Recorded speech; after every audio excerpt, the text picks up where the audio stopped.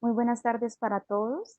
Les damos un saludo de bienvenida de parte del Laboratorio Financiero Punto Bolsa de la Universidad Pontificia Bolivariana Seccional Bucaramanga.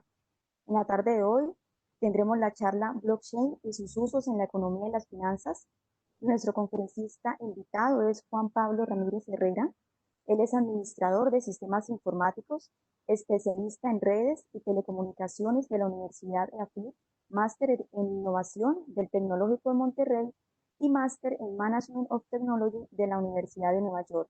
Actualmente se desempeña como líder blockchain y DLT en Colombia y en sus 13 años de experiencia profesional siempre ha sido un entusiasta de las tecnologías emergentes, buscando a través de ellas generar valor para las compañías en las cuales ha trabajado.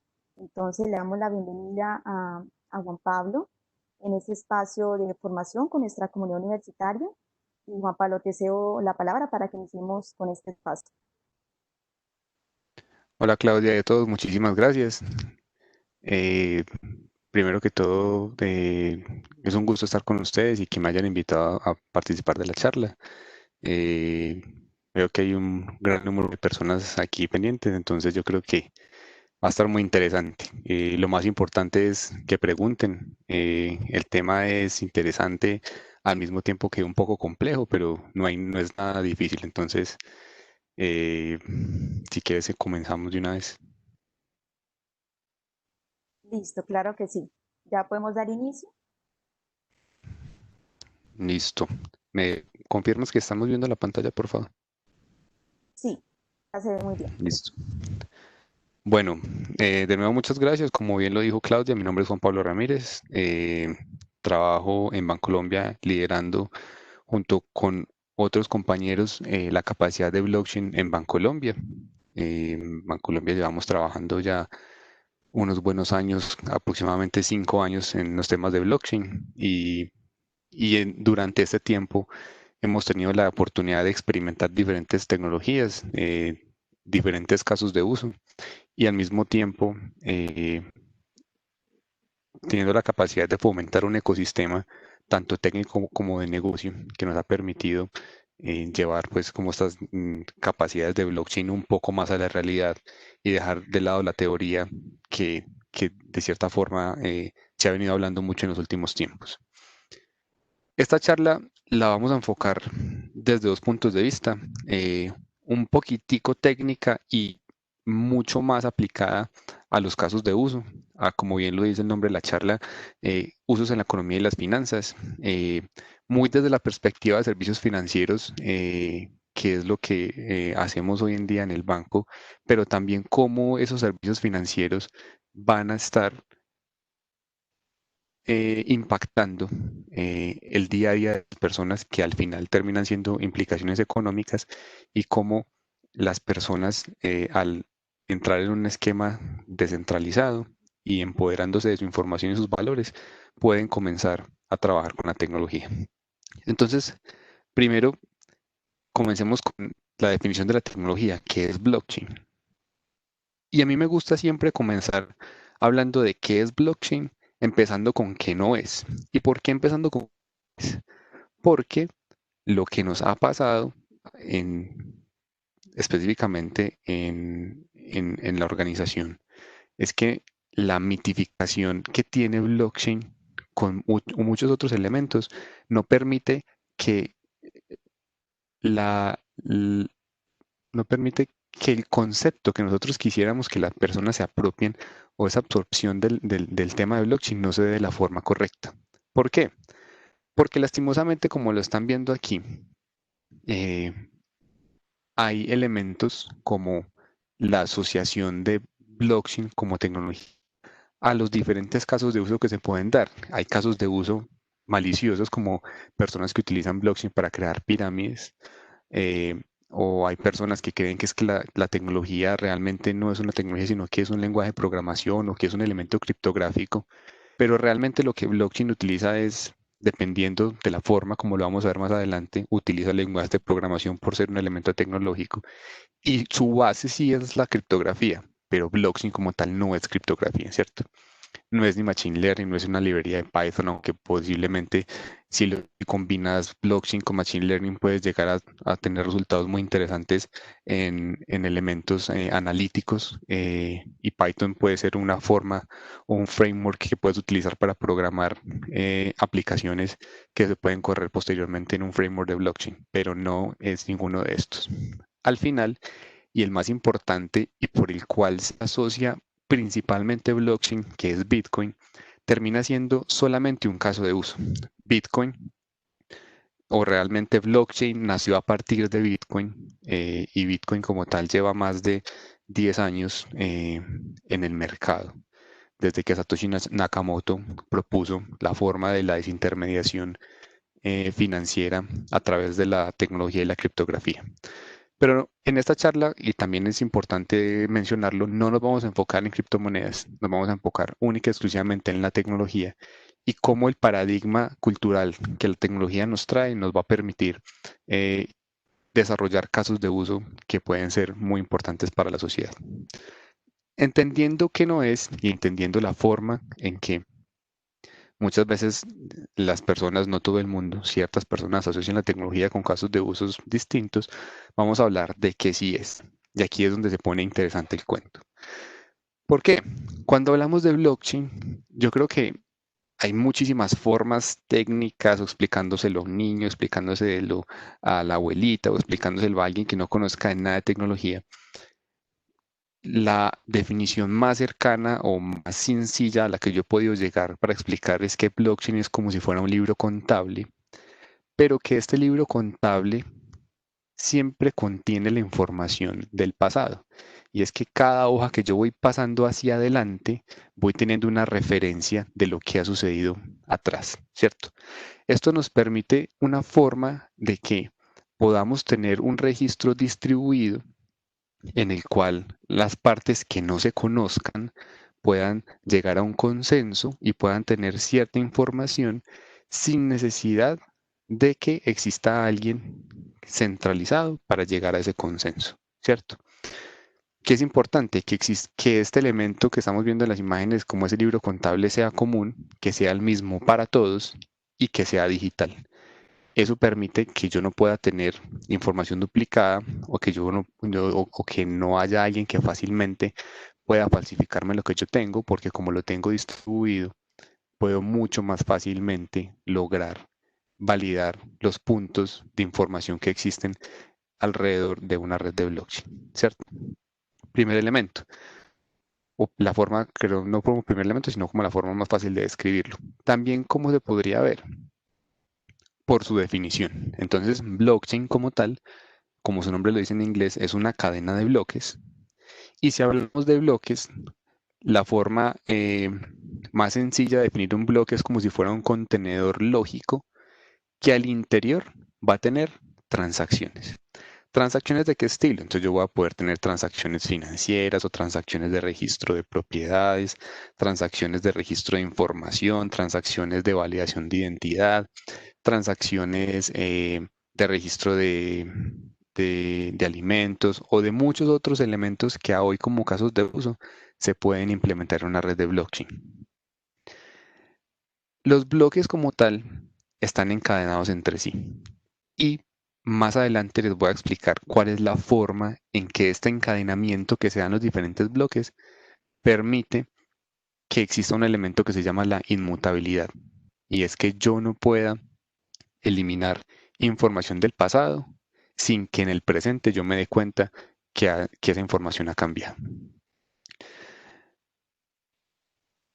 Antes de entrar a cómo funciona específicamente o los elementos característicos de la tecnología blockchain, me gustaría explicarles los tipos de blockchain, porque eso también impacta la forma en que esas características de una red de blockchain influencian o no en su funcionamiento. Si vamos a los tipos de blockchain que hay hoy en día, podemos hablar de blockchains públicos, de blockchains híbridas, de blockchains autorizadas, permisionadas o privadas. No me gusta tanto el término privada porque finalmente no es como si fuera un club cerrado, sino que tiene ciertas características, pero ya vamos a entrar en el detalle de cada uno. Un blockchain público como tal, como Bitcoin, como Ethereum o como cualquier otra red pública que existe, y vamos a ir a los muñequitos, son redes donde cualquier persona puede participar, donde cualquier persona puede descargar el software, correrlo en su máquina. Si quiere ser un minero, puede empezar a minar transacciones. Si quiere ser un participante con una billetera, puede simplemente tener una billetera y tener bitcoins o tener ethers o tener lumens eh, o tener cualquier otro tipo de token que esa red de blockchain pública contenga y puede empezar a transar directamente entre las personas que están en esa red sin necesidad de conocer quién es la contraparte con la que uno está trabajando en esa red de blockchain, ¿cierto? Eso es una red pública.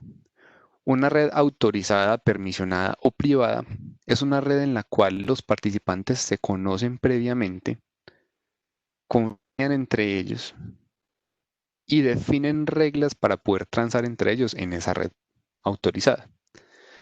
¿Qué pasa diferente de la pública? Que las transacciones que se dan en una red privada son solamente conocidas por los participantes de la red y no cualquier persona en general se puede descargar un software para ejecutar en la red autorizada o puede simplemente ser invitado por alguien y funciona. No, tiene unas reglas, tiene unos elementos de consenso y tiene unos permisos que debe tener las personas para, o deben tener las empresas también realmente para poder participar en una red autorizada.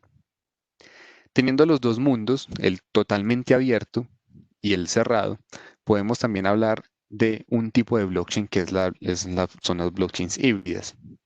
Aquí hace referencia a una blockchain híbrida y es poder tener, por decirlo así, lo mejor de los dos mundos. ¿Por qué? Porque yo tengo los elementos autorizados, que son los elementos que están en gris, y es que yo tengo la privacidad de tener transacciones en las cuales no todo el mundo va a conocer el resultado, pero puedo tener ciertos registros en redes públicas que permiten que personas que no estén dentro de la red autorizada puedan hacer validaciones. Eso me permite a mí también tener un alcance superior y que en una red autorizada a mí me toca generar el esfuerzo de ir participante por participante a decir, quiere hacer parte de esta red. Y si quiere hacer parte de esta red, entonces debería tener estas capacidades técnicas, debería tener estas capacidades de seguridad, debería tener esas capacidades de negocio para que haga parte de esta red. Mientras que si yo me voy en una red pública, pues las reglas ya están establecidas. Debería tener el conocimiento específico de qué debería yo hacer para poder participar de la red y no tendría que pedirle permiso a nadie. Simplemente el esfuerzo de ecosistema en una red pública ya está hecho. Simplemente yo me sumo a esa iniciativa, mientras que en una red autorizada yo tengo que generar el esfuerzo de construir el ecosistema. En el híbrido, el esfuerzo que ya hice lo, lo tangibilizo en las transacciones, pero tengo el alcance superior del ecosistema establecido porque cualquiera en cualquier parte del mundo podrá registrar o podrá validar realmente una transacción que ha sucedido en una red autorizada. Teniendo el conocimiento o el entendimiento de de los diferentes tipos de redes de blockchain que existen, entonces podemos pasar a cómo funciona.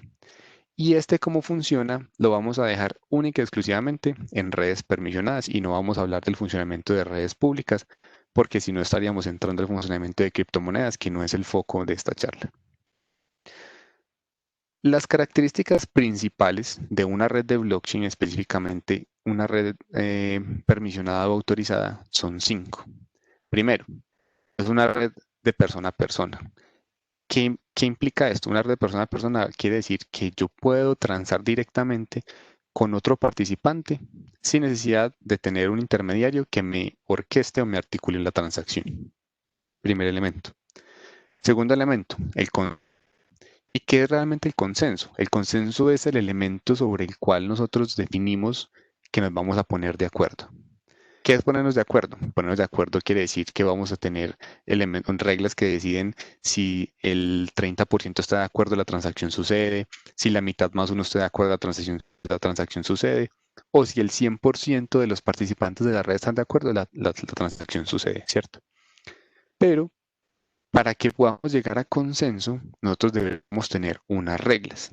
Y esas reglas deben ser, supongamos que es una transacción financiera. Entonces, para que la transacción se pueda dar, deben existir ciertas variables. La primera, que el usuario origen exista, que el usuario origen tenga una cuenta, que el usuario origen tenga dinero en esa cuenta que las entidades estén conectadas y por consiguiente que el usuario destino cumpla los elementos del primero, de los primeros tres elementos del usuario origen. Que tenga una cuenta, solamente dos, perdón, que tenga una cuenta y que exista. ¿Para qué? Para que el dinero que sale de un lado salga al otro. Pero todas esas reglas que yo les acabo de mencionar debían estar escritas en algún lado. Y ese lado en una red de blockchain se conoce como el contrato o el smart contract, o dependiendo del framework en el que se trabaje, tendrá un nombre específico. ¿Y qué es un smart contract? No sé si han escuchado posiblemente en muchas partes ese término. Y ese término, voy a utilizar una frase que escuché alguna vez en una conferencia y son los smart contracts. Los smart contracts son los contratos más brutos que existen. Porque realmente de inteligencia no tienen casi nada. ¿Por qué no tienen casi nada? Porque la lógica del contrato es programada y tendrá tanta inteligencia como el programador se lo defina. El smart contract no piensa por sí solo, el smart contract no interpreta, el smart contract simplemente son funciones que se van a ejecutar con base en la información que llega en transacciones en una red de blockchain.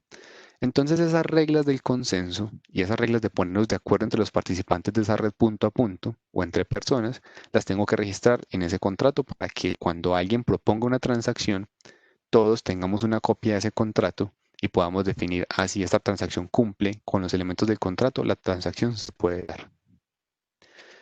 Esos tres elementos son los que permiten que las transacciones se den, pero nos faltarían los elementos de seguridad, ¿cierto? Los elementos de seguridad se los mencionaba ahora muy al comienzo y es la inmutabilidad, que es el primer elemento. La inmutabilidad es la que me permite a mí saber si hubo modificaciones o no saber si hubo modificaciones específicamente, sino saber en qué momento hubo un fallo y si hay un fallo, permitir que ese fallo no se dé por causa de una modificación en el pasado. Pero yo, ¿cómo logro darme cuenta en este momento que hubo una modificación en el pasado si no tengo cómo estar analizando todas las transacciones que se han hecho hacia atrás? Entonces ahí es donde viene el último elemento, el quinto, que se llama el hash o el algoritmo de hashing, que lo que me hace es, lo que me permite, perdón, es representar información para que yo pueda de una forma más rápida validar lo que ha pasado en el pasado. ¿Cómo funciona un algoritmo de hashing? Y esto no va a ser tan técnico, y perdón que entra a ese punto, pero es súper importante para lo que sigue, y es, el hashing es simplemente la forma de poder yo representar información de una forma distinta que no sea legible para todo el mundo. ¿Qué pasa? Si yo ingreso la palabra hello en un algoritmo SHA-256 de hashing, lo que voy a obtener es lo que ven al final, una representación hexadecimal de una longitud específica. Ahí no sé si hay, creo que hay 64 caracteres o 32, creo que por ahí un poquito más o menos. Que yo siempre que ingrese hello me va a entregar esa representación que ustedes están viendo ahí. Si yo cambiara la O del hello por una A, esa representación que ven abajo completamente va a cambiar y cambia por completo. ¿Por qué? Porque el algoritmo está hecho para que a medida que va cambiando algún elemento, yo siempre tenga la misma representación. Si yo meto el libro de 100 años de soledad en el algoritmo de hashing y él lo procesa, voy a tener esa representación de la misma longitud. O sea, no importa la entrada de lo que yo quiera hashear, siempre al final voy a tener la misma longitud, pero con caracteres distintos. Esto, ¿de qué otra forma lo podría explicar y que funciona hoy en día también en la vida real? Y es si ustedes tienen computadores o los mismos teléfonos, cuando ustedes crean una contraseña en el teléfono o en el computador, lo que hace el teléfono no es guardar lo que ustedes escribieron de forma plana en el teléfono para compararlo después. Lo que hace el teléfono es coger su contraseña, pasarla por un algoritmo de hashing y guardar el resultado en el teléfono. ¿Para qué? Para que cada vez que ustedes intenten ingresar a sus computadores nuevamente y escriban la contraseña, lo que haga el computador no sea comparar uno a uno los caracteres de su contraseña, comparar el resultado del hash. Entonces, si ustedes escriben la contraseña, le dan enter, él lo que hace es convertir esa contraseña en ese hash, como lo están viendo aquí abajo, y comparar la contraseña, el hash de la contraseña inicial con el hash de la contraseña que están ingresando. Si eso coincide, los deja entrar, pero nunca se revela la información privada. Entonces, es un elemento importante de seguridad en un hash, es la forma de representar información sin necesidad de publicar la información o sin necesidad de revelar la información que yo tengo ahí. Es muy fácil pasar de hello a un hash, pero es muy difícil hacerlo al contrario. A partir del hash, saber qué es lo que hay al otro lado. ¿Por qué sirve el hash? Entonces aquí volvemos al blockchain. Decíamos que el blockchain es una cadena de bloques. Un bloque es un contenedor lógico que tiene transacciones, pero esos bloques están encadenados. ¿De qué forma están encadenados? Están encadenados con hash. ¿Cómo? Este primer bloque que ustedes ven aquí tiene 3 transacciones. Esta es la transacción 1, la 2 y la 3. Yo cojo estas 3 transacciones y las paso por el algoritmo de hashing y me da un resultado. Me da el hash número 1. Este hash número 1 lo que hace es representarme la información de las 3 transacciones que había en el primer bloque. Para yo crear el segundo bloque, lo primero que hago es poner como el primer elemento del bloque el hash del primer bloque, que es esto. Entonces lo que hago es ponerlo acá. Y se empiezan a dar transacciones. Cuando cierro el bloque, lo que hago es volver a representar la información de las transacciones que hay en el bloque 2, que significan sumar como esto con las otras que hay aquí, y tengo como resultado un hash número 2. Y así lo voy haciendo sucesivamente hasta que a medida que se van dando diferentes bloques. Pero ¿qué pasa si yo al primer bloque, que hay 3 transacciones, solamente le quito una y me quedan 2? Lo que va a pasar es que ya no tengo 3 elementos, tengo 2. El hash del primer bloque me va a cambiar. ¿Por qué va a cambiar? Es como si yo a ese hello que les mostré ahorita le quitara la O y le pusiera una o le quitara la O, la representación que voy a tener al final es totalmente distinta. Pero como los bloques están encadenados entre sí, pues como el hash 1 me va a cambiar, pues todos los hashes de ahí en adelante se me van a dañar. ¿Eso qué permite? Eso permite que yo en el presente me pueda dar cuenta que hubo modificaciones en el pasado, pero no solamente yo me voy a dar cuenta. Si esto es una red de blockchain, este dibujito que están viendo ustedes aquí es como si fuera el software que se está ejecutando en todos los participantes de una red. Y si yo fui comprometido porque a mí me hackearon y los otros participantes no fueron comprometidos, pues todos tienen una forma muy fácil de darse cuenta que la información que yo estoy publicando no coincide con la de los demás, y si dentro de las reglas del consenso que les expliqué ahorita está que debería haber una mayoría para poder aprobar las transacciones, la mayoría está bien, yo estoy mal, yo debería volver a sincronizar mi información de blockchain para poder entrar en línea con lo que tienen los demás y saber que hubo un error conmigo y tengo que entrar a hacer una evaluación de seguridad de lo que pasó, de qué pasó con mi red de blockchain, ¿cierto? Eso desde el punto de vista de seguridad me permite tener esa trazabilidad, pero también me permite saber que no hay forma de que yo pueda hacer deshacer una transacción del pasado. Y voy a utilizar un ejemplo distinto. Supongamos que en esta transacción número 2, yo le hice una transferencia a Claudia, ¿cierto? Pero si digamos que Claudia en el futuro va a decir, yo quisiera decir, o quisiera desconocer la transacción que le hice a Claudia en algún momento y reutilizar ese dinero en otra cosa, pues no lo voy a poder hacer. La forma es, si yo quisiera tener ese dinero de regreso, Claudia me tendría que hacer una transacción de regreso de ese dinero y que quede registrada aquí para poder tener la trazabilidad de la transacción. Entonces, por eso es importante el hash, porque nos va a permitir tener esa conexión entre las transacciones de una red de blockchain.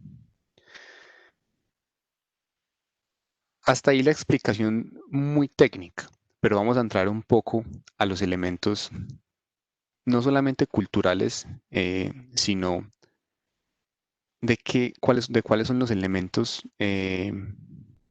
tradicionales que reta la tecnología blockchain a como estamos acostumbrados a ver, por ejemplo, los servicios financieros. Primero, uno de los primeros paradigmas que reta la tecnología blockchain es la desintermediación. La desintermediación porque ya dejamos de utilizar entes centralizadores que lo que hacen es generar confianza entre las partes que se desconocen, y esa confianza la trasladamos del ente centralizador hacia la tecnología. ¿Y cómo es la tecnología? Pues la tecnología a través de la criptografía, la tecnología a través de los esquemas de hashing, y la tecnología a través de la distribución de la información entre las partes. Segundo paradigma, la transferencia de valor. Yo ya podríamos decir que los casos de uso de blockchain en redes autorizadas o permisionadas sirven para yo poder tener una transferencia de valor. Y ahorita les voy a dar un ejemplo de transferencia de valor, donde yo voy a tener la trazabilidad completa desde que ese activo se creó hasta que cambió de manos, cambió de estado y al final se destruyó, si es que se va a destruir. Si es un activo que no se destruye, pues voy a tener todo su ciclo de funcionamiento, por no decir ciclo de vida, porque no se va a destruir. Y voy a conocer siempre los puntos de interacción que ha tenido ese activo con las diferentes personas con las que he interactuado. Perdón. Por último, y tercer elemento, son los temas de seguridad y trazabilidad. Esa transferencia de valor tiene que tener unos elementos donde yo pueda validar qué ha pasado. Entonces, donde la trazabilidad es importante, donde yo pueda devolverme en el pasado y saber qué puntos ha tocado y tener la seguridad de que esa historia de ese activo no va a cambiar en ningún momento. ¿Cómo hacemos esto más tangible? Entonces vamos a hablar del proceso o de un ciclo de vida de un automóvil. El ciclo de vida de un automóvil como tal, desde que se fabrica hasta que se chatarriza, pasa por diferentes partes, fabricantes, concesionarios, leasing, en fin, como lo están viendo ahí.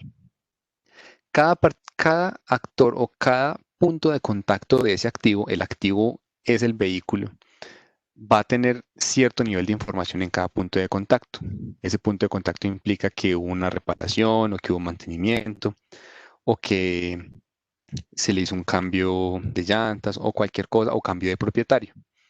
Cada punto de contacto tiene información que no comparte con nadie y cada uno tiene un registro de esa información en donde es independiente. En la vida real, si yo fuera a comprar un carro usado, yo solamente sé en el certificado de tradición por cuántas manos ha pasado ese vehículo, pero yo no sé a ciencia cierta si ese vehículo ha sido siniestrado, y si se ha sido siniestrado, cuántas veces se ha siniestrado, si dentro de los siniestros que ha tenido golpes en el chasis que posiblemente impacten el desempeño del vehículo mientras está operando, eh, o si realmente ese vehículo fue el mismo que fabricaron y no le cambiaron el motor, no le cambiaron otras partes, ¿cierto? No tengo cómo saberlo. Al final el que me lo vende a mí me entrega una carpeta con unos documentos, pero yo desconozco la historia. Posiblemente el único actor que conozca la historia sea el regulador, que es como el ente central, que en este caso participa conociendo la información de todo el mundo. Pero ese regulador solamente tiene beneficio propio y no reporta como al público, por decirle así, la información que tiene de todos los puntos de contacto del vehículo. Ahora, este es el modelo tradicional, pero ¿qué pasa si yo digo a esto le vamos a meter blockchain y vamos a hacer que todos los participantes de este ciclo de vida del vehículo puedan compartir la información? Entonces vamos a un modelo distribuido en el cual el activo tiene una trazabilidad completa durante todo el tiempo de vida o durante todo el tiempo de su existencia. El regulador no deja de ser un participante porque, ya sea por temas burocráticos o por temas jurídicos o por temas regulatorios, debería existir. Los demás participantes también tienen acceso a la información. ¿Cómo? Entonces hablamos de las características de una red de blockchain con acceso permisionada y es, uno, cada uno debe correr un nodo. ¿Y qué es un nodo? Entonces un nodo son un componente de infraestructura en el cual va a ejecutar dos cosas. Uno, va a tener el ledger compartido, que compartido es el blockchain como tal o la historia transaccional en bloques secuenciales que van a tener todos y todos van a tener una copia y que van a ejecutar del smart contract y el smart contract son, como bien lo dice ahí, las condiciones para la transferencia del activo. ¿Por qué? Porque cualquiera puede proponer una transacción, cualquiera puede validar una transacción y en el caso de que el regulador no exista o de que no exista la compañía de leasing, pues todos los demás participantes van a poder seguir transando con el activo sin necesidad de que todos los participantes estén activos al mismo tiempo. Entonces eso me permite que esa distribución o esa descentralización, como lo veíamos anteriormente, se disuelva hacia que el riesgo es compartido entre todos, pero al mismo tiempo los elementos de seguridad permiten que no haya un único punto de fallo y que todos tengamos la misma información. Esto me habilita varias características. Uno, la transparencia, donde yo pueda saber realmente qué ha pasado con el vehículo. Dos, ese vehículo, yo le puedo, en el momento en que lo vaya a comprar, puedo tener una valoración mucho más precisa de su precio, porque conozco realmente qué le pasó desde que lo fabricaron hasta que yo lo voy a tener en mis manos. Y tercero, va a poder tener una valoración superior eh, en el tiempo, a diferencia como pasa hoy, que no sé si les tocó alguna vez en el tiempo que antes los carros se valorizaban, de cierto punto hacia acá los carros pierden valor, pero es por la misma desconfianza que existe también entre los participantes de una transacción, al menos de un vehículo. Entonces, la tecnología me permite definir que esa confianza sea delegada hacia la tecnología permite que como ese vehículo no hayan dos, que si alguien me lo va a vender, no se lo puede vender al mismo tiempo a otras dos personas, entonces el riesgo de fraude se reduce significativamente y por consiguiente yo puedo estar mucho más tranquilo con el activo. Ahora, vamos a entrar un poco más en detalle del, del foco de la charla, saliendo un poco más allá del funcionamiento de blockchain y nos vamos a centrar un poco más en cómo o cuáles serían las aplicaciones hacia los servicios financieros y la banca. Y después vamos a entrar un poco hacia la economía. ¿Por qué me quisiera centrar primero en los servicios financieros y la banca? Porque los servicios financieros y la banca, y hablamos de la revolución, porque si ustedes piensan hoy, ¿cuál es el rol de un banco? Un banco hoy en día es un intermediario. Y voy a volver a poner el ejemplo con Claudia. Si Claudia tuviera una cuenta en un banco que no es Bancolombia, pues entonces si yo le voy a vender algo y ella me va, perdón, si ella me vende algo a mí, yo le voy a transferir dinero, pues ella no confía en entregarme el bien que le voy a comprar hasta que el dinero no le llegue, ¿cierto? Y ese dinero no le va a llegar sino a través de un sistema bancario que va a permitir confiar en que yo como Juan Pablo tengo el dinero, en que Claudia como receptora del dinero tiene una cuenta, que esa confianza que no existe entre los dos porque no nos conocemos, pues ella no me va a entregar el bien hasta que no realmente tenga, tenga eso, ¿cierto? Entonces de eso vive un banco de cierta forma, no es la única fuente de ingresos, pero la intermediación es una gran parte de los ingresos de una institución financiera.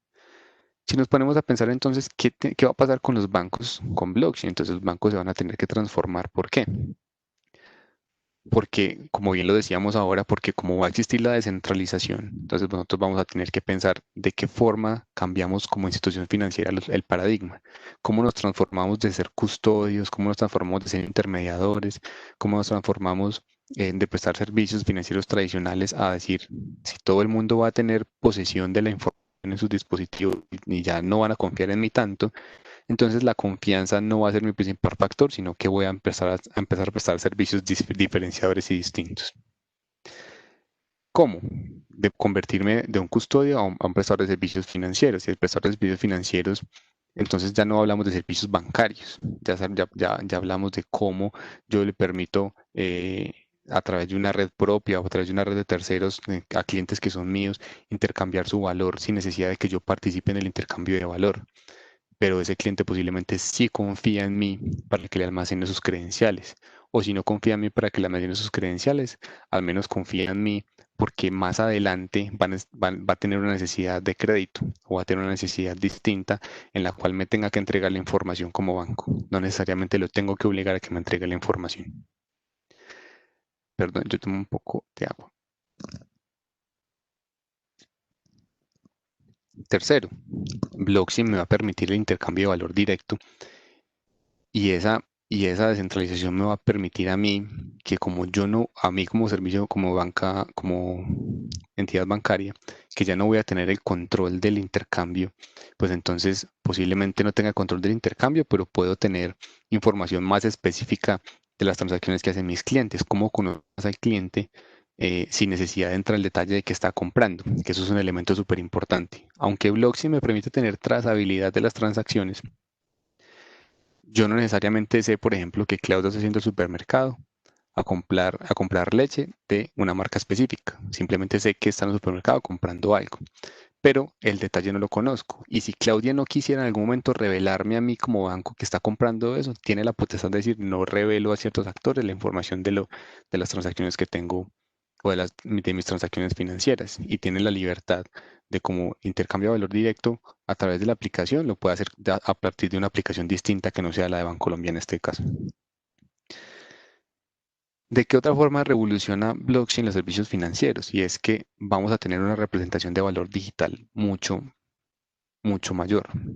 Hoy en día, si ustedes ingresaran a la sucursal virtual de Bancolombia, ustedes van a ver que tienen cierta cantidad de dinero en sus cuentas. Pero esa representación del dinero en sus cuentas no es una representación digital, es una representación electrónica. ¿Por qué digo electrónica? Ustedes solo van a ver números que ustedes no tienen realmente cómo validar que esos números que ustedes dicen que tienen ahí es su plata en algún lado, ¿cierto? Los bancos a través de reservas fraccionales y otra cantidad de métodos financieros que ellos utilizan, o utilizamos en los bancos, perdón, garantizamos que los fondos estén en el momento en que el cliente los requiere. Pero la transformación está en que yo, al poder representar digitalmente mi valor, quiero decir que si utilizara mi dispositivo móvil para hacer una transacción, sé en una red de blockchain que lo que voy a transar lo tengo aquí. ¿Y cómo es de que lo tengo aquí? A través de certificados digitales, a través de llaves privadas, a través de muchos otros elementos de seguridad que permiten determinar que yo soy el único poseedor de ese valor y que nadie más me lo está gestionando.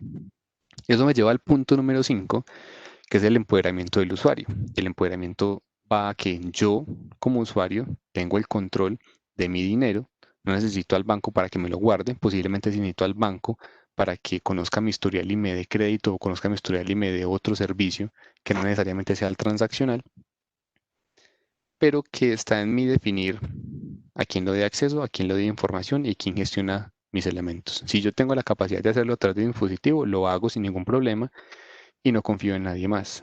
Pero también hay que entender que la transición cultural hacia ese empoderamiento del usuario es paulatina, no se va a dar inmediatamente, el, contando inicialmente con que la penetración de servicios digitales en Colombia no es muy alta, entonces vamos a tener que trabajar mucho en ese paradigma cultural, en ese acceso a la digitalidad y en ir eliminando productos y servicios que la gente no va a consumir, no, o a partir de los comportamientos financieros va a dejar de consumir. Si pensamos no solamente en la transformación desde el punto de vista del usuario de lo que los clientes van a dejar de hacer, sino lo que el banco podría ofrecer. Entonces nos vamos a aplicaciones de blockchain en los temas de finanzas. Entonces tenemos temas de monedas virtuales y aquí en monedas virtuales no vamos a hablar exclusivamente de criptomonedas porque podemos hablar de stablecoins, que ya se los voy a explicar, podemos hablar de CBDC, podemos hablar de DeFi, podemos hablar de otro montón de cosas en donde, por ejemplo, a través de capital, mercados privados, crowdfunding, derivados o deuda, yo pueda generar aplicaciones sobre monedas virtuales en servicios financieros. Voy a poder tener un registro de transacciones mucho más transparente y las transacciones no necesariamente van a tener que ser financieras. Como bien ven en los casos de uso, estamos hablando de registro de títulos, de registros de propiedad intelectual. No sé si también han escuchado, por ejemplo, Spotify exclusivamente se compró una empresa de blockchain para los temas de registros de derechos de autor, que terminan siendo de cierta forma propiedad eh, moral para para el escritor, propiedad moral para el cantautor, posiblemente propiedad de una forma distinta para el productor, pero que todos esos puntos implican que en el esquema de monetización, a uno de los actores que participó en el proceso de creación de esa canción van a tener su parte. Y no solamente que quien comercializa la música es el único que se puede llevar las ganancias. Entonces la tecnología también permite esto y en las finanzas, me salió un poquito de caso sobre las finanzas, perdón, pero en las finanzas, eh, las instituciones financieras no se van a dedicar única y exclusivamente a realizar transacciones financieras, sino que este registro de transacciones también podría llegar a ser una aplicabilidad para los servicios financieros. Los valores son algo muy similares a las monedas virtuales. La diferencia es que cuando hablamos de valores lo podríamos estar segmentando un poco más hacia empresas y un poco menos hacia personas desde el punto de vista del autoservicio. Si hoy en día pensamos en monedas virtuales, cualquier persona puede comprar y vender monedas virtuales si así quisiera. Pero en términos de valores por los elementos regulatorios, cuando vamos a acceder a capital, por ejemplo, en préstamos indicados a través de mercados privados y vamos a tener deuda, como se lo vamos a explicar ahorita en DeFi, pues entonces vamos a tener que tener un broker, si es que así lo quisiéramos, para los temas de valores, o si tengo la experiencia, puede hacer el intercambio yo directamente cuando estamos hablando de montos superiores. Y por último, los contratos inteligentes o smart contracts para los temas en finanzas, entonces podemos hablar de derechos digitales, de contratos de escrow, en los cuales hasta que yo no tenga las dos contrapartes involucradas en el contrato, los fondos no se mueven. Y podríamos hablar finalmente de temas de apuestas que a hoy es un mundo en el cual las aplicaciones de blockchain se han incrementado significativamente. ¿Por qué? Porque una apuesta es muy fácilmente verificar públicamente. Y cuando hablo de verificar públicamente es que si yo estoy apostando a que un partido de básquetbol yo digo que gana el equipo X, pues el resultado lo van a estar publicando por muchas partes y posiblemente no haya alguien que diga que el resultado es diferente porque lo puedo validar en otros lados. Entonces, tanto apuesta como el pago, como la dispersión del pago, se puede dar automáticamente simplemente con validar un solo punto de información y es el resultado de la apuesta. Entonces, no hay necesidad de intervención de ningún tipo y las instituciones financieras podrían llegar a tener spin-offs que permitan que bajo eh, estos cuatro verticales que estamos viendo aquí se puedan empezar a trabajar formas distintas de servicios financieros. Ahora, ¿qué aplicaciones influyen en los servicios financieros y en la economía? Entonces yo les hablé ahora de unos casos de usos específicos, ¿cierto? Y aquí vamos a entrar en detalles de estos 6 casos de uso, que en la economía y las finanzas tradicionales, y no necesariamente hablando de los servicios financieros tradicionales, va a tener un impacto significativo. ¿Y cuál es el primero? Y cuando hablamos de CBDC, y CBDC su significado es Central Bank Digital Currency, son monedas digitales de bancos centrales, lo que implica es la emisión por parte de un banco central de cualquier país de su moneda nativa digitalmente y dejar de imprimir billetes y de fabricar monedas. Esto tiene implicaciones macroeconómicas gigantescas. Eso tiene implicaciones culturales aún mucho más fuertes. ¿Por qué? Porque si yo fuera hoy en día a la calle y me encuentro al señor que vende dulces y yo le quisiera pagar digitalmente con algo, con el dinero que tengo en mi dispositivo móvil, pues muchas veces por la misma percepción cultural que tiene la persona de que si no es el billete o si no es la moneda, no conoce eso como un valor, pues para el Banco Central va a ser muy difícil decir, dejo de imprimir billetes y hacer monedas y digo que ya todo es digital. Todo es digital, no puede ser digital de un momento a otro. Tengo que trabajar, como les decía ahorita, en acceso digital, en penetración digital y en cultura para poder decir en un punto específico que voy a hacer voy a desarrollar este caso de uso que estamos viendo aquí.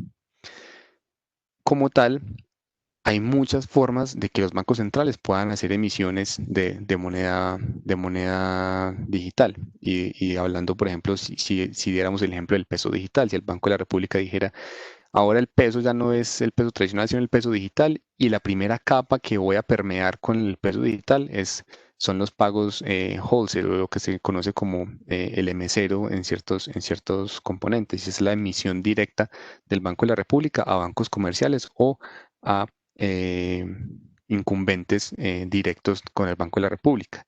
Eso implica que ya se esté haciendo emisión del peso digital, pero que las personas del común no tienen acceso a él.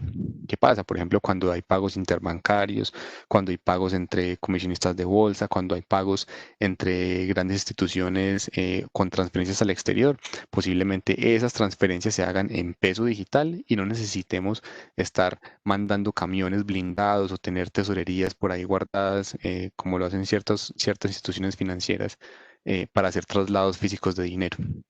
Se pierde un poco ese concepto y los bancos centrales reducen de cierta forma un costo gigantesco para el país al hacer ese tipo de emisiones. Hoy en día, como lo están viendo ahí, existen diferentes países que ya han venido desarrollando las iniciativas de Central Bank Digital Currencies, como Canadá, Singapur, Suecia. Voy a dejar de China de último, Japón, Inglaterra y Estados Unidos, que han piloteado en diferentes fases este caso de uso que los ha llevado a entender cuáles son las implicaciones técnicas, como económicas, como culturales, como legales, para que una aplicación de un caso de uso de este estilo tenga éxito. ¿Por qué voy a dejar a China de último? Porque los chinos, a partir del año pasado, cuando Facebook dijo que iba a sacar Libra, que fue como una iniciativa de emisión de moneda digital, que las voy a explicar en la siguiente diapositiva, dijo, el dólar va a ser la moneda principal en el mundo. Y los chinos dijeron, nosotros queremos dejar de depender de Estados Unidos y vamos a sacar el yuan digital. Y el yuan digital a través de una emisión del People's Bank of China de moneda digital. Entonces no estamos lejos. El Banco de la República de Colombia ya ha hecho unas aproximaciones entre el 2008 y el 2018 y el 2019, pero aún así faltan muchos elementos para poder tomar una decisión de decir esto es una realidad en Colombia, no es una realidad en Colombia, pero para el entorno financiero y el entorno económico, que un banco central esté pensando en hacer este tipo de emisiones ya es un logro gigantesco. Segundo caso de uso, stablecoins. ¿Y qué es un stablecoin? Una moneda estable. Este caso de uso se creó muy ligado a la volatilidad que existía en las criptomonedas tradicionales, como Ethereum y Bitcoin. ¿Por qué? Si ustedes vieron en las finales del 2017, el Bitcoin llegó casi los $20.000 y a mediados del 2018 bajó hasta los 5.000. Entonces, nadie es capaz de soportar una volatilidad de ese estilo, pero tampoco hay una necesidad inminente de sacar el dinero de estas redes de blockchain a moneda fiat o moneda tradicional directamente.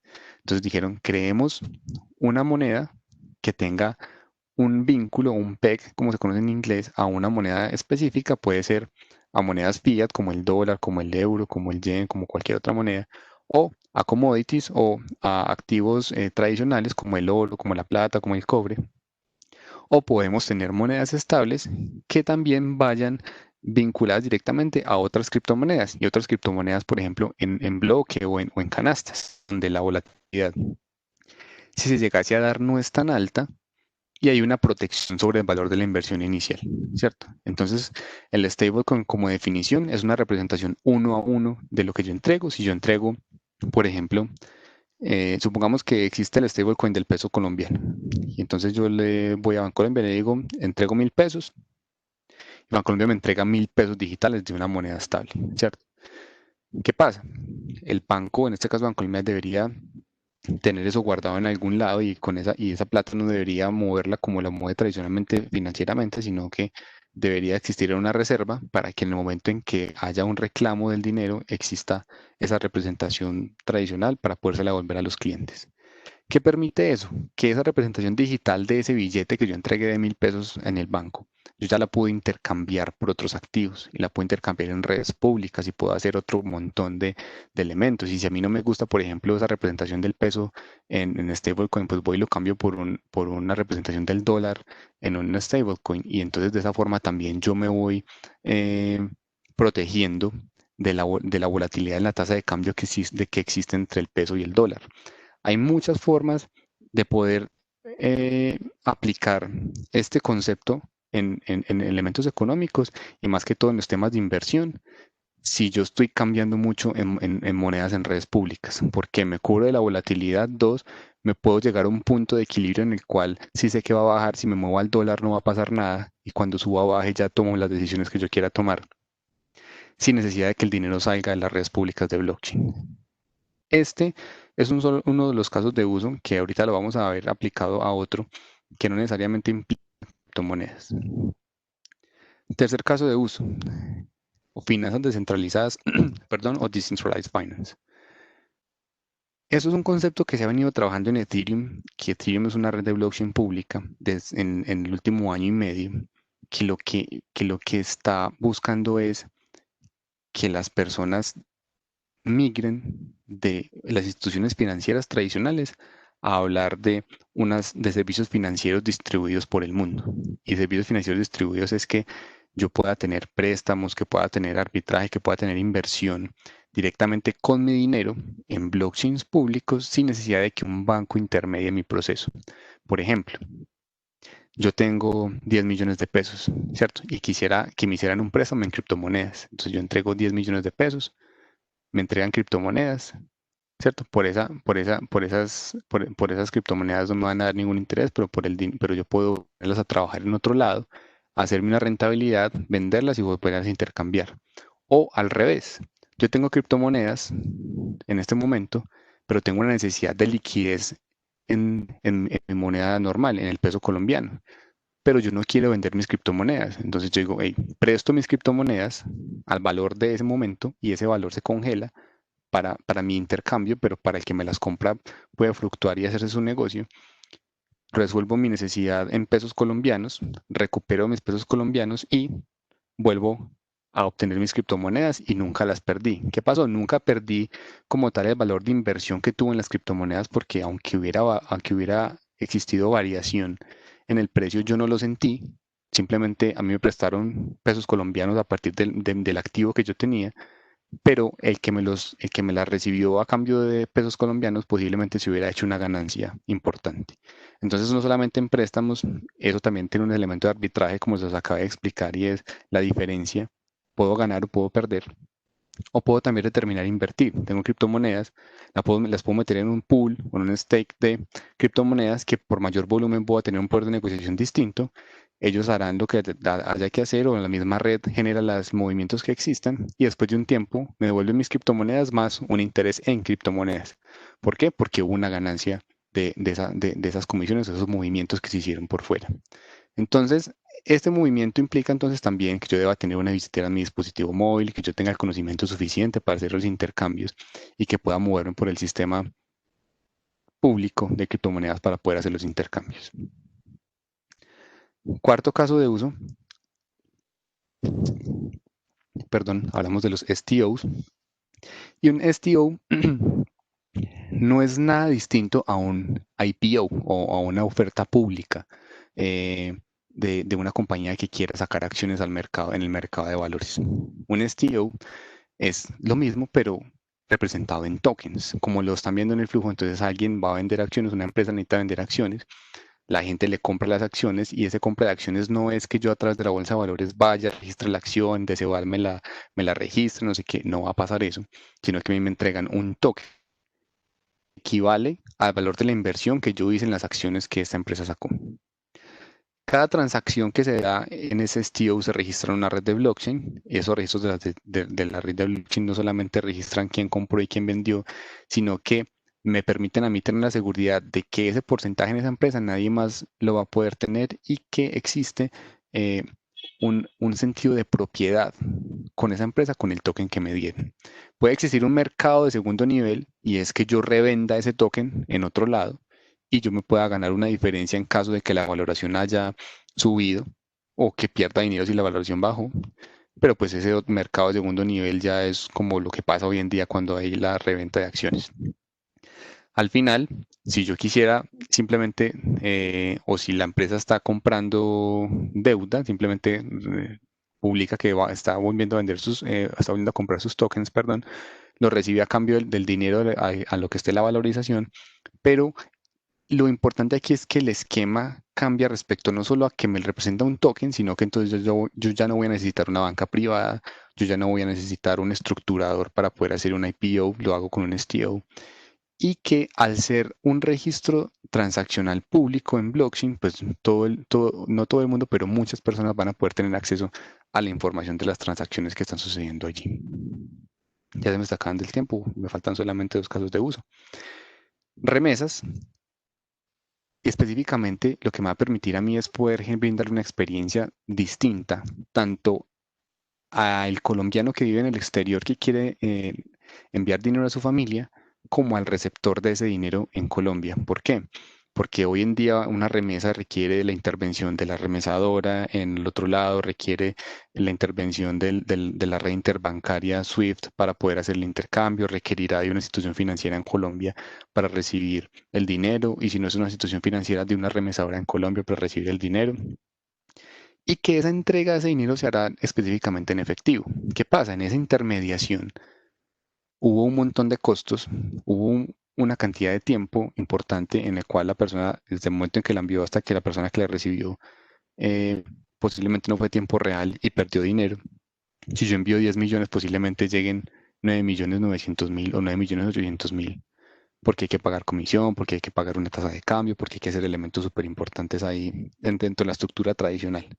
Pero la forma en que impacta los servicios financieros y en lo que impacta la economía y las finanzas, perdón, es que las personas van a tener ciertos puntos de contacto, van a tener eh, el dinero en tiempo real, van a poder tenerlo digital si así lo quisieran, y si la representación de ese dinero está en un stablecoin, como se les expliqué anteriormente, pues también va a tener un alcance distinto donde yo ya no tengo que hablar del efectivo, sino que el stablecoin se convierte en el activo de intercambio. Y entonces si a mí si envían ese dinero, yo puedo ir a la tienda o puedo ir a algún otro lado y me lo reconocen como medio de pago o me lo ponen como medio de aceptación más bien por bienes y servicios.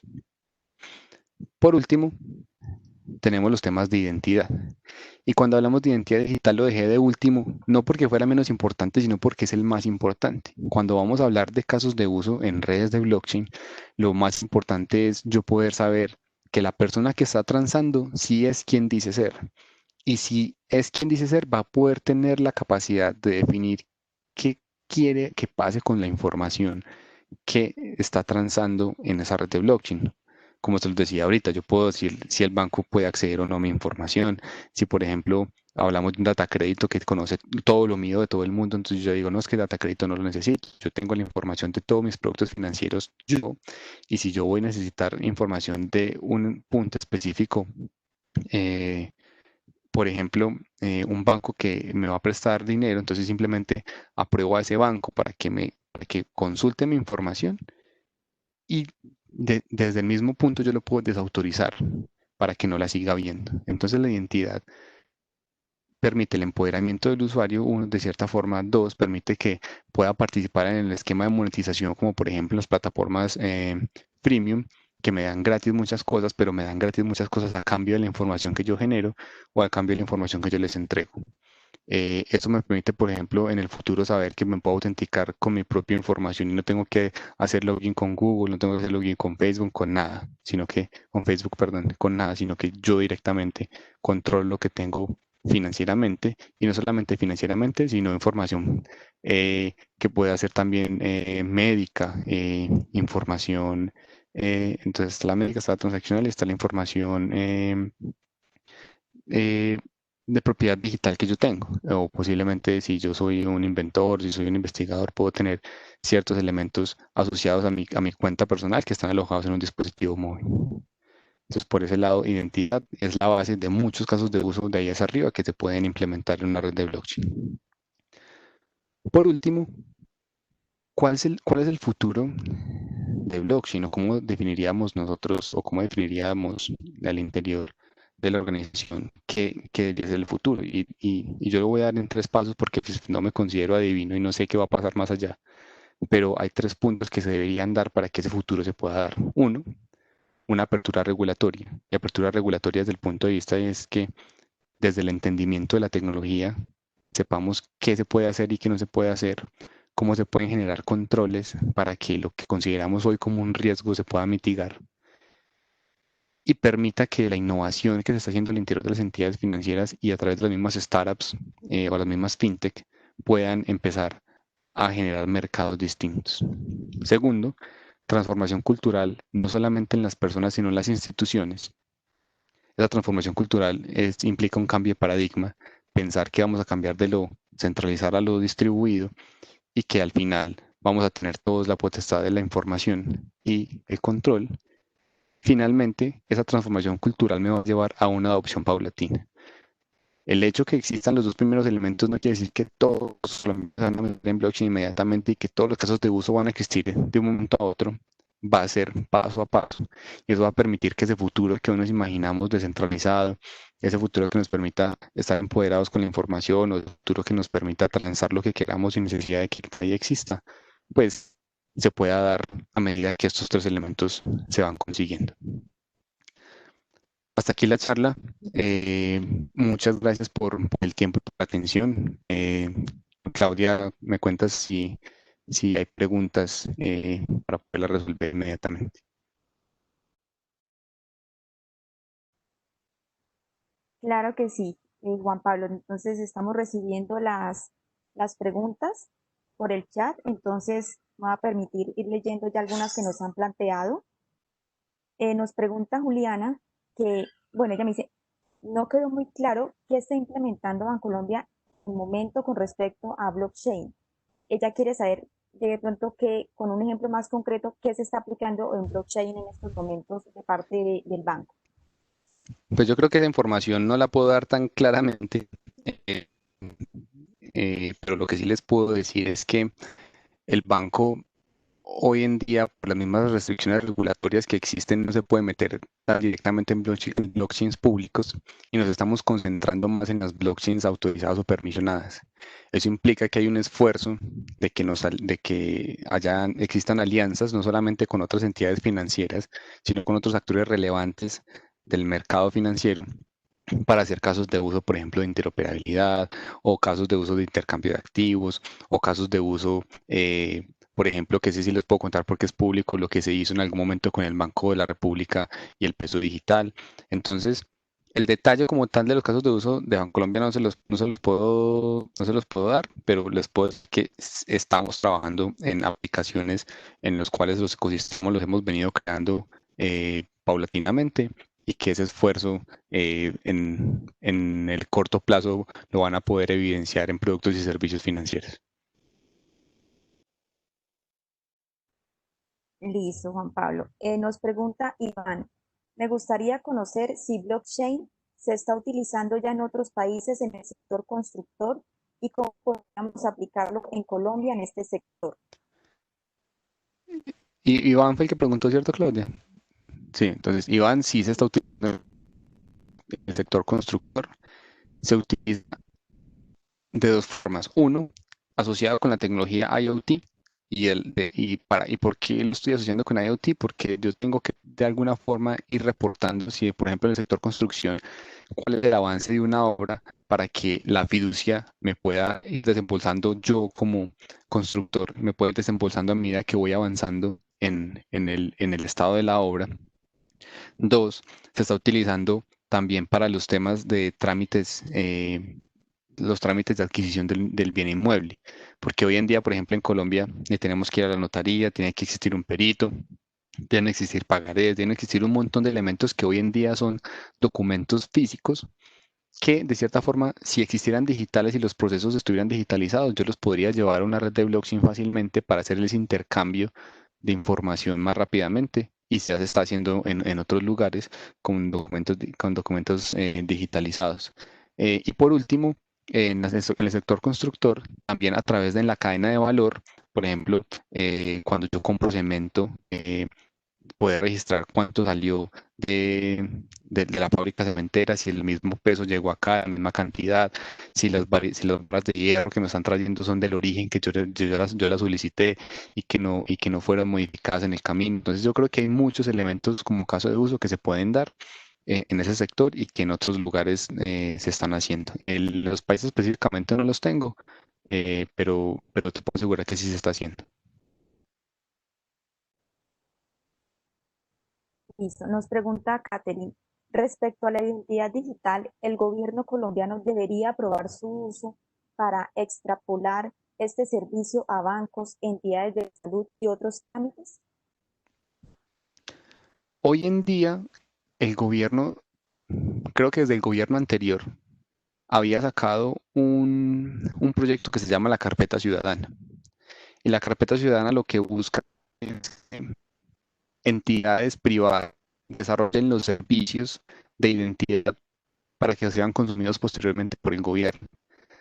A mí la perspectiva como tal no me suena tanto porque eso debería de ser un servicio desarrollado directamente por el gobierno y no tercerizado hacia aliados tecnológicos que les permitan el desarrollo, pero también sé que la facilidad para que un gobierno se meta a desarrollar un proyecto de ese estilo no es suficientemente alta por la misma capacidad tecnológica que existe. Sí debería ser así si vamos, por ejemplo, a Bélgica, si vamos a Suecia y si vamos a Singapur.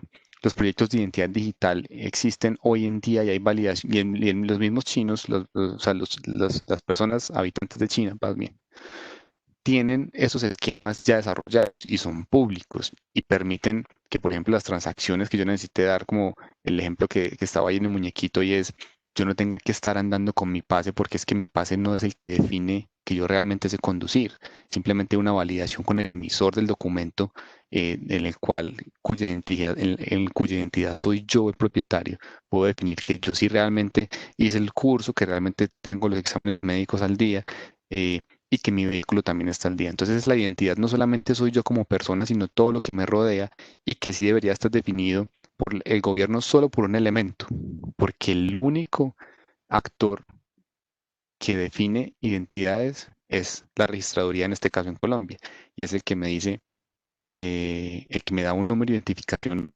cuando, cuando me registran, que me da un número de identificación cuando me da tarjeta de identidad, que me da otro número de identificación cuando cumplo la mayoría de edad, y que la trazabilidad de aquí hasta que soy adulto muero, pues no debería ser distinta, pero él es el único que me podría dar identidad, no otros actores. Entonces sí debería estar eh, apoyada por el gobierno, pero definiendo unos estándares de intercambio, unos estándares de funcionamiento, para que no empecemos a tener un montón de plataformas de identidad que no se hablan entre sí mismas, y si yo me meto con una, no me puedo trasladar a otra. Entonces creo que la carpeta ciudadana ha venido migrando. En este gobierno hubo un cambio ese proyecto. Yo no sé si se va a alcanzar a dar hoy en día con los proyectos que están en desarrollo, porque posiblemente el próximo gobierno lo cambie. Entonces, sí, sí existe.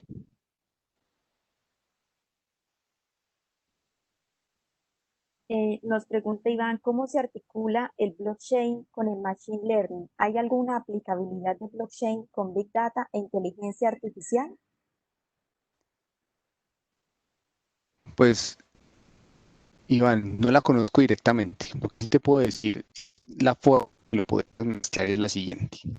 En una red de blockchain están una cantidad de transacciones importantes, ¿cierto? Y blockchain no está hecho para hacer un análisis transaccional de lo que está pasando ahí. Blockchain está hecho para ingresar la transacción, registrarla y que quede la historia. Blockchain, por ejemplo, tampoco está hecho para que yo haga una búsqueda en la historia. Lo que yo sí debería estar haciendo es replicando esa información en sistemas paralelos, por ejemplo, si por ejemplo esa red de blockchain fuera una red de blockchain transaccional que me permitiera entender cuáles son los patrones de comportamiento financiero de las personas y poder definir estacionalidad, poder definir, por ejemplo, puntas transaccionales o que yo pudiera definir de comportamiento de una persona que posiblemente ya tengo identificado de blockchain y saber cómo se comporta y con base en eso, que la replicación que estoy haciendo de blockchain en ese esquema, machine learning pueda aprender de ese comportamiento, entregarme modelos que me permitan acoplar el comportamiento de esa persona que tengo identificada con otros que se parecen a él, eh, pueden ser interesantes. Yo no te podría decir, es que si juntas blockchain con machine learning va a ser igual a esta otra cosa. No, yo creo que machine learning sabe hacer lo que sabe hacer, blockchain sabe hacer lo que sabe hacer. Hay que buscar el punto en que encuentres la aplicabilidad de los dos elementos para sacarle jugo a machine learning con lo que te sabe hacer muy bien el blockchain y tener un producto distinto o tener un resultado diferente.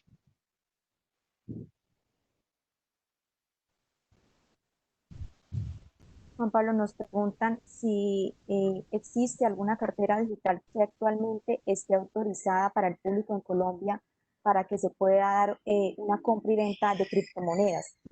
¿Esto está autorizado en Colombia o cómo está el tema acá en nuestro país?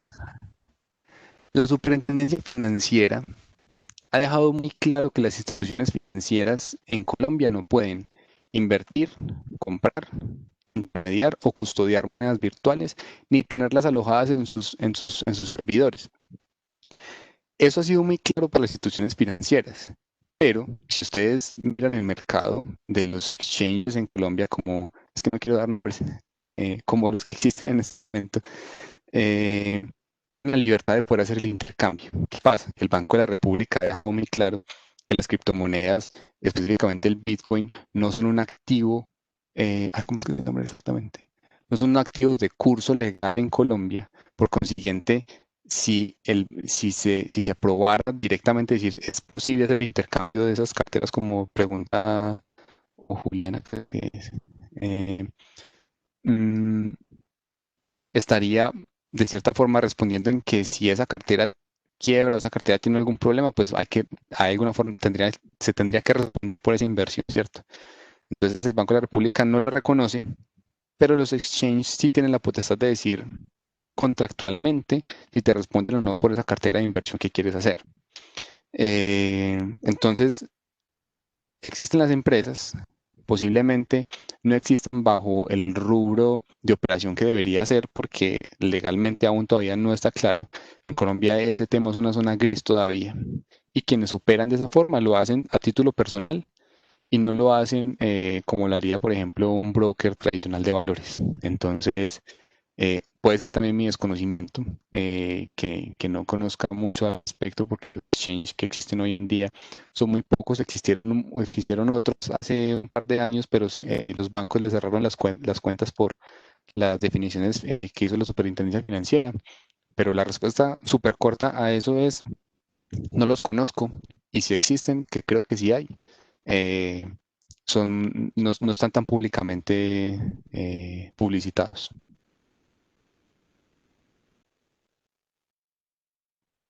Juan Pablo, ¿cuál crees que es la limitante que de pronto como país estamos teniendo para de pronto implementar estas tecnologías, esta transformación digital en los diferentes servicios, en los diferentes sectores? ¿Podemos identificar de pronto algunas limitantes que tú veas, no sé, en temas de regulación, en temas tecnológicos como tal? Digamos que esos dos puntos clave que acabas de mencionar son los más importantes. Y el tecnológico lo cambiaría un poco. O sea, el tema regulatorio vemos que hoy no está claro. eh, y no es que no esté claro para blockchain, porque ojo, hay que hacer una aclaración muy importante. El gobierno no debería meterse a regular la tecnología.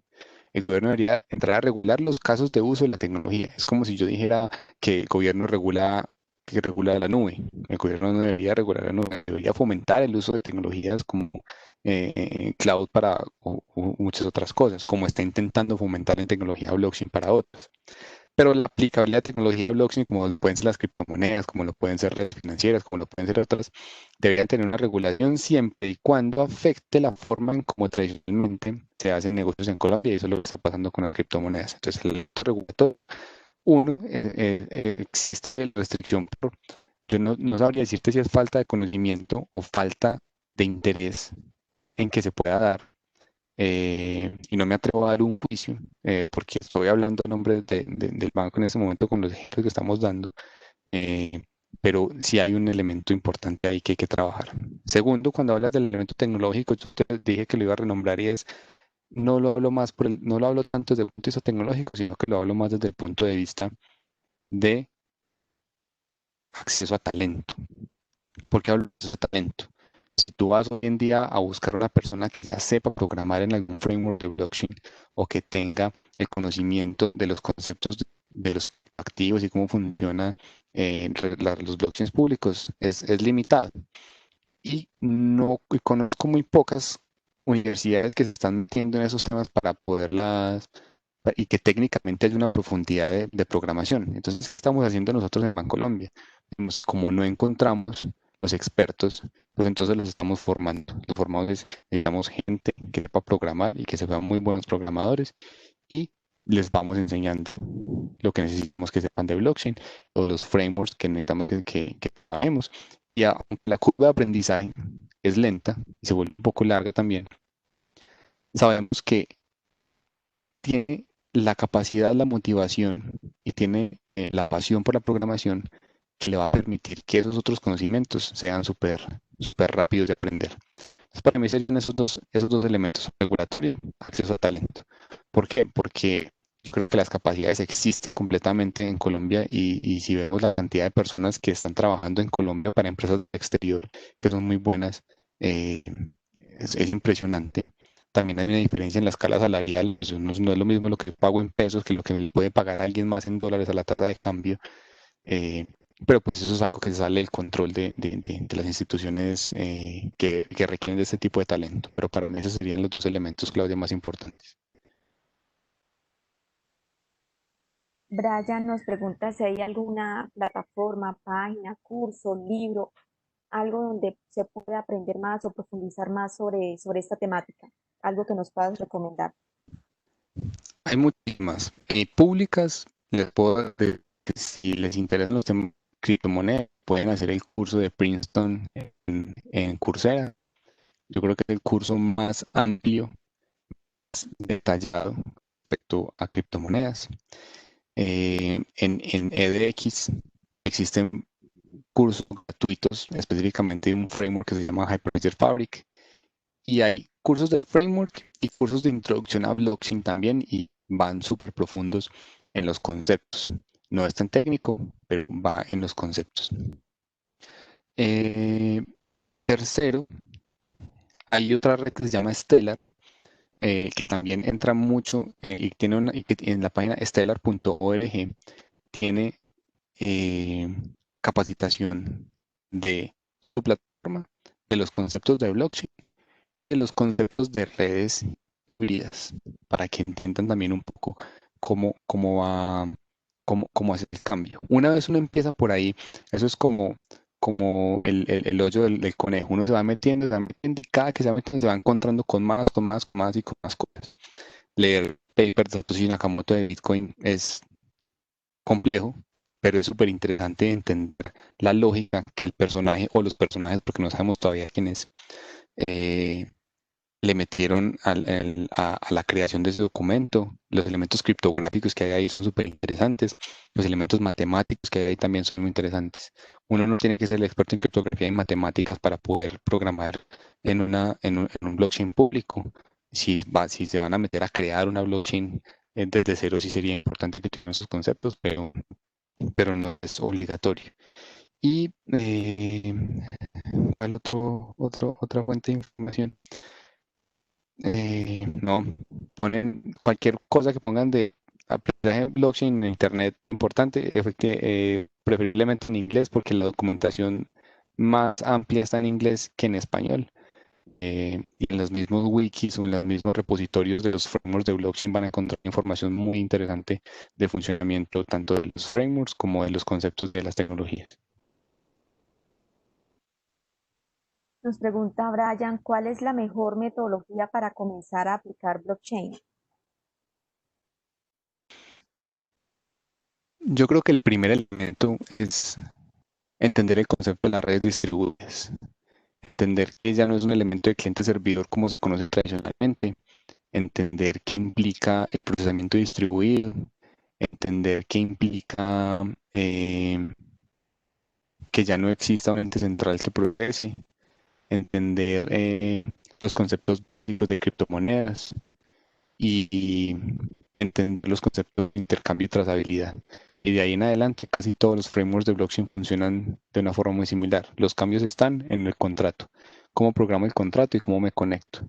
Importante también tener conceptos de redes y telecomunicaciones, porque vamos a tener que tener muchos puntos de conectividad. Entonces yo creo que esos son unos buenos primeros pasos para poder llegar a hablar de blockchain con propiedad y poder asimilar mucho mejor la información que se van a encontrar si están buscando aprender temas de blockchain. Nos comenta Iván, es claro que el blockchain es una amenaza para las transportadoras de valores. Sin embargo, en países que lo han implementado, ¿cómo se han reinventado estas compañías? Pues las transformadoras, las transportadoras de valores, yo creo que no dependen únicamente de los servicios financieros. Lo único que transportan no es plata. Y hay muchos que se han transformado ser custodios de información y no ser solamente custodios de valores físicos.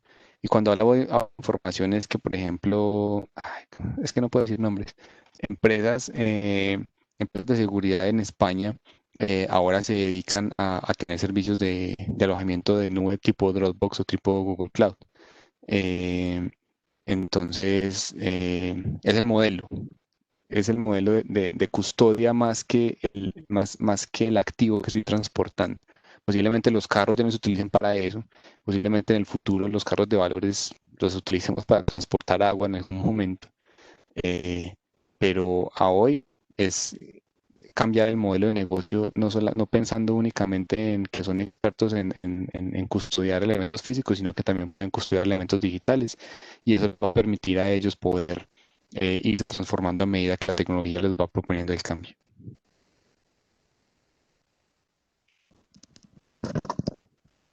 Listo, Juan Pablo, esas son las preguntas que hicieron nuestros asistentes. Entonces, ya para ir dando cierre a nuestra charla, te queremos agradecer el espacio, este espacio que has compartido con nosotros a la luz de la experiencia que has tenido profesional al trabajar en Bancolombia también y familiarizarnos bastante con este tema que notamos y lo comentamos también es complejo, es denso, es un tema denso, también nuevo en ese sentido. Entonces precisamente queríamos a través de ese espacio hacer un acercamiento y una contextualización general a lo que es el blockchain, a sus usos, a sentirnos un poco más familiarizados con este tema y a la luz de este futuro, ¿no? Ese futuro que bajo la regulación, el uso de la tecnología que se vaya dando en nuestro país, pues quizás en ese día a día nosotros también ya lo vayamos implementando y lo vayamos viendo reflejado en los diferentes servicios a los cuales ya accedemos también como consumidores o como clientes como tal. Entonces, darte las gracias por compartir con nosotros ese espacio, con nuestra comunidad OPB, y ya pues un saludo ya de despedida de tu parte para nuestros asistentes. No, Claudio, muchísimas gracias a ustedes. Como les dije al comienzo, es un honor haber podido estar con ustedes en el espacio. Creo que les queda la grave para que la repitan, la repitan, la repitan en caso de que no algún concepto no hubiera quedado súper claro. Eh, Más allá de eso, lo importante es la persistencia, no aburrirse al comienzo porque es difícil. Yo creo que lo fácil en la vida viene y se va, lo que cuesta esfuerzo es lo que finalmente al final es lo que más retribuye en algún punto. Eh, no lo vean únicamente a servicios financieros. Creo que blockchain tiene una cantidad impresionante de casos de uso en cadenas de valor, en alimentos, en seguros, en pensiones, en, en la industria de automovilismo, en lo que se decía ahorita en la construcción. En fin, en todos los casos de uso donde se encuentran aplicaciones donde requieran de intercambio de valor, donde requieran que la confianza que se tiene con la contraparte se tenga que dar a través de alguien más, pues van a ver que blockchain les va a permitir aplicarlo. También nota que blockchain no es para todo. Hay tecnologías mucho más eficientes a través de APIs o a través de servicios web o a través de otros tipos de intercambio que posiblemente la implementación sea mucho más costo eficiente que hacerlo con blockchain, pero pues lo entender a medida que van, a medida que van interactuando con la tecnología y que van conociendo un poco más de las otras. Entonces, muchas gracias a ustedes de nuevo y espero volver a ver en otra oportunidad. Claro que sí, Juan Pablo, muchísimas gracias y muchas gracias a todos nuestros asistentes. Esperamos que haya sido un espacio muy interesante para todos ustedes y bueno, estén muy pendientes de estos ciclos de charlas que seguimos implementando para familiarizarnos más con la transformación digital en las finanzas y en la economía. Muchísimas gracias y una feliz noche para todos. Chao, chao.